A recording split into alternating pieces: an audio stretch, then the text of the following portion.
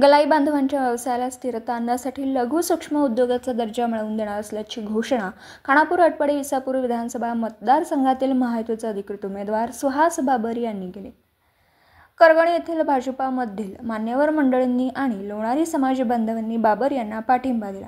तसेच विटा फुलेनगर येथील वैभव सुनीलभाऊ कांबळे यांच्या सहकाऱ्यांसोबत शिवसेना पक्षात जाहीर प्रवेश केला। यावेळी रिक्षाचालक संघटनेचे नेते पांडुरंग भिंगारदेवे उपस्थित होते। यावेळी बाबर बोलत होते। बाबर म्हणाले, राजकारण व समाजकारण करत असताना आपण ज्या भागाचं प्रतिनिधित्व करतो तेथील सर्व घटकांचा समतोल विकास झाला पाहिजे अशी आमची नेहमीच भूमिका राहिली। अनिल भाऊंनी त्यांच्या राजकीय कारकिर्दीत हीच भूमिका ठेवून वाटचाल केली। त्यामुळे आमचे सर्वांशी जिव्हाळ्याचे, आपुलकीचे व प्रेमाचे नातं निर्माण झालं। भविष्यात हाच मायेचा ओलावा जपण्याचा प्रयत्न करणार आहे। बाबर म्हणाले, आता अहिल्यादेवी होळकर या आपणा सर्वांचं प्रेरणास्थान आहेत। त्यांची शिल्पसृष्टी तरुण पिढीला मार्गदर्शक करा। अहिल्यादेवींची शिल्पसृष्टी उभारली जाईल। मतदारसंघात खिलार जनावरांचे संवर्धन व संगोपन केंद्र उभा करणं।